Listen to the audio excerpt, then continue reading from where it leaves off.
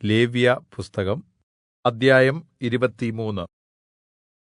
യഹോവ പിന്നെയും മോശെയോട് അരുളിച്ചെയ്തത്, നീ യിസ്രായേൽ മക്കളോട് പറയേണ്ടത്, എന്റെ ഉത്സവങ്ങൾ വിശുദ്ധസഭായോഗം വിളിച്ചുകൂട്ടേണ്ട യഹോവയുടെ ഉത്സവങ്ങൾ ഇവയാകുന്നു. 6 ദിവസം ജോലി ചെയ്യണം. 7-ാം ദിവസം വിശുദ്ധസഭായോഗം കൂടേണ്ടുന്ന സ്വസ്ഥതയ്ക്കുള്ള ശബ്ബത്ത്. അന്ന് ഒരു ജോലിയും ചെയ്യരുത്. നിങ്ങളുടെ സകല വാസസ്ഥലങ്ങളിലും അത് യഹോവയുടെ ശബ്ബത്ത് ആകുന്നു. അതത് കാലത്ത് വിശുദ്ധസഭായോഗം വിളിച്ചുകൂട്ടേണ്ടുന്ന യഹോവയുടെ ഉത്സവങ്ങൾ ഇവയാകുന്നു. 1-ാം മാസം 14-ാം തീയതി സന്ധ്യാസമയത്ത് യഹോവയുടെ പെസഹ. ആ മാസം 15-ാം തീയതി യഹോവയ്ക്ക് പുളിപ്പില്ലാത്ത അപ്പത്തിന്റെ പെരുന്നാൾ. 7 ദിവസം പുളിപ്പില്ലാത്ത അപ്പം ഭക്ഷിക്കണം. 1-ാം ദിവസം നിങ്ങൾക്ക് വിശുദ്ധസഭായോഗം ഉണ്ടാകണം. പതിവുള്ള ജോലി യാതൊന്നും ചെയ്യരുത്. നിങ്ങൾ 7 ദിവസം യഹോവയ്ക്ക് ദഹനയാഗം അർപ്പിക്കണം. 7-ാം ദിവസം വിശുദ്ധസഭായോഗം. അന്ന് പതിവുള്ള ജോലി യാതൊന്നും ചെയ്യരുത്. യഹോവ പിന്നെയും മോശെയോട് അരുളിച്ചെയ്തത്, നീ യിസ്രായേൽ മക്കളോട് പറയേണ്ടത് എന്തെന്നാൽ, ഞാൻ നിങ്ങൾക്ക് തരുന്ന ദേശത്ത് നിങ്ങൾ എത്തിയശേഷം അതിലെ വിളവെടുക്കുമ്പോൾ നിങ്ങളുടെ കൊയ്ത്തിലെ ആദ്യത്തെ കറ്റ പുരോഹിതന്റെ അടുക്കൽ കൊണ്ടുവരണം. നിങ്ങൾക്ക് പ്രസാദം ലഭിക്കേണ്ടതിന് അവൻ ആ കറ്റ യഹോവയുടെ സന്നിധിയിൽ നീരാജനം ചെയ്യണം. ശബ്ബത്തിന്റെ പിറ്റേ ദിവസം പുരോഹിതൻ അത് നീരാജനം ചെയ്യണം. കറ്റ നീരാജനം ചെയ്യുന്ന ദിവസം നിങ്ങൾ യഹോവയ്ക്ക് ഹോമയാഗമായി 1 വയസ്സു പ്രായമുള്ള ഊനമില്ലാത്ത ഒരു ആണാട്ടിൻകുട്ടിയെ അർപ്പിക്കണം. അതിന്റെ ഭോജനയാഗം എണ്ണ ചേർത്ത 2 ഇടങ്ങഴി നേരിയ മാവ് ആയിരിക്കണം. അത് യഹോവയ്ക്ക് സൗരഭ്യവാസനയായുള്ള ദഹനയാഗം. അതിന്റെ പാനീയയാഗം 1 നാഴി വീഞ്ഞ് ആയിരിക്കണം. നിങ്ങളുടെ ദൈവത്തിനു വഴിപാട് കൊണ്ടുവരുന്ന ദിവസം വരെ നിങ്ങൾ അപ്പമാകട്ടെ മലരാകട്ടെ കതിരാകട്ടെ തിന്നരുത്. നിങ്ങളുടെ സകല വാസസ്ഥലങ്ങളിലും ഇത് തലമുറ തലമുറയായി നിങ്ങൾക്ക് എന്നേക്കുമുള്ള ചട്ടം ആയിരിക്കണം. ശബ്ബത്തിന്റെ പിറ്റേന്നാൾ മുതൽ നിങ്ങൾ നീരാജനത്തിന്റെ കറ്റ കൊണ്ടുവന്ന ദിവസം മുതൽ തന്നെ എണ്ണി 7 ശബ്ബത്ത് തികയണം. 7-ാമത്തെ ശബ്ബത്തിന്റെ പിറ്റേന്നാൾ വരെ 50 ദിവസം എണ്ണി യഹോവയ്ക്ക് പുതിയ ധാന്യം കൊണ്ട് ഒരു ഭോജനയാഗം അർപ്പിക്കണം. നീരാജനത്തിന് 2 ഇടങ്ങഴി മാവുകൊണ്ട് 2 അപ്പം നിങ്ങളുടെ വാസസ്ഥലങ്ങളിൽ നിന്നു കൊണ്ടുവരണം. അത് നേരിയ മാവുകൊണ്ടുള്ളതും പുളിപ്പിച്ചു ചുട്ടതും ആയിരിക്കണം. അത് യഹോവയ്ക്ക് ആദ്യ വിളവ്. അപ്പത്തോടുകൂടി 1 വയസ്സു പ്രായമുള്ള ഊനമില്ലാത്ത 7 ചെമ്മരിയാട്ടിൻകുട്ടികളെയും 1 കാളക്കുട്ടിയെയും 2 മുട്ടാടിനെയും അർപ്പിക്കണം.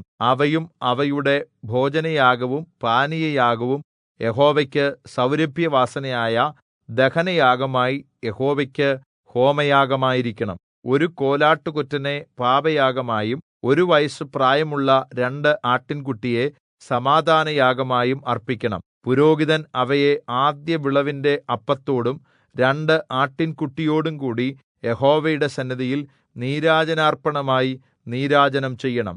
അവ പുരോഹിതനു വേണ്ടി യഹോവയ്ക്ക് വിശുദ്ധമായിരിക്കണം. അന്ന് തന്നെ നിങ്ങൾ വിശുദ്ധസഭായോഗം വിളിച്ചുകൂട്ടണം. അന്ന് കഠിനജോലി യാതൊന്നും ചെയ്യരുത്. ഇത് നിങ്ങളുടെ സകല വാസസ്ഥലങ്ങളിലും തലമുറ തലമുറയായി നിങ്ങൾക്ക് എന്നേക്കുമുള്ള ചട്ടം ആയിരിക്കണം. നിങ്ങളുടെ നിലത്തിലെ വിളവ് എടുക്കുമ്പോൾ വയലിന്റെ അരികു തീർത്ത് കൊയ്യരുത്. കാലാ പെറുക്കുകയുമരുത്. അത് ദരിദ്രനും പരദേശിക്കും വിട്ടേക്കണം. ഞാൻ നിങ്ങളുടെ ദൈവമായ യഹോവ ആകുന്നു. യഹോവ പിന്നെയും മോശെയോട് അരുളിച്ചെയ്തത്, നീ യിസ്രായേൽ മക്കളോട് പറയേണ്ടത് എന്തെന്നാൽ, 7-ാം മാസം 1-ാം തീയതി നിങ്ങൾക്ക് കാഹളധ്വനിയുടെ അനുസ്മരണവും വിശുദ്ധസഭായോഗമുള്ള സ്വസ്ഥ ദിവസവുമായിരിക്കണം. അന്ന് കഠിനജോലി യാതൊന്നും ചെയ്യാതെ യഹോവയ്ക്ക് ദഹനയാഗം അർപ്പിക്കണം. യഹോവ പിന്നെയും മോശെയോട് അരുളിച്ചെയ്തത്, 7-ാം മാസം 10-ാം തീയതി പാപപരിഹാര ദിവസം ആകുന്നു. അന്ന് നിങ്ങൾക്ക് വിശുദ്ധസഭായോഗം ഉണ്ടാകണം. നിങ്ങൾ ആത്മതപനം ചെയ്യുകയും യഹോവയ്ക്ക് ദഹനയാഗം അർപ്പിക്കുകയും വേണം. അന്ന് നിങ്ങൾ യാതൊരു ജോലിയും ചെയ്യരുത്. അത് നിങ്ങളുടെ ദൈവമായ യഹോവയുടെ സന്നിധിയിൽ നിങ്ങൾക്ക് വേണ്ടി പ്രായശ്ചിത്തം കഴിക്കേണ്ടതിനുള്ള പാപപരിഹാര ദിവസം. അന്ന് ആത്മതപനം ചെയ്യാത്ത ഏവനെയും അവന്റെ ജനത്തിൽ നിന്ന് ഛേദിച്ചു കളയണം. അന്ന് ആരെങ്കിലും വല്ല ജോലിയും ചെയ്താൽ അവനെ ഞാൻ അവന്റെ ജനത്തിന്റെ ഇടയിൽ നിന്ന് നശിപ്പിക്കും. യാതൊരു ജോലിയും ചെയ്യരുത്. ഇത് നിങ്ങൾക്ക് തലമുറ തലമുറയായി നിങ്ങളുടെ സകല വാസസ്ഥലങ്ങളിലും എന്നേക്കുമുള്ള ചട്ടം ആയിരിക്കണം. അത് നിങ്ങൾക്ക് സ്വസ്ഥതയ്ക്കുള്ള ശബ്ബത്ത്. അന്ന് നിങ്ങൾ ആത്മതപനം ചെയ്യണം. ആ മാസം 9-ാം തീയതി വൈകുന്നേരം മുതൽ പിറ്റെന്നാൾ വൈകുന്നേരം വരെ നിങ്ങൾ ശബ്ബത്ത് ആചരിക്കണം. യഹോവ പിന്നെയും മോശെയോട് അരുളിച്ചെയ്തത്, നീ യിസ്രായേൽ മക്കളോട് പറയേണ്ടത് എന്തെന്നാൽ, 7-ാം മാസം 15-ാം തീയതി മുതൽ 7 ദിവസം യഹോവയ്ക്ക് കൂടാരപ്പെരുന്നാൾ ആകുന്നു. 1-ാം ദിവസത്തിൽ വിശുദ്ധ സഭായോഗം ഉണ്ടാകണം. അന്ന് കഠിനജോലി യാതൊന്നും ചെയ്യരുത്. 7 ദിവസം യഹോവയ്ക്ക് ദഹനയാഗം അർപ്പിക്കണം.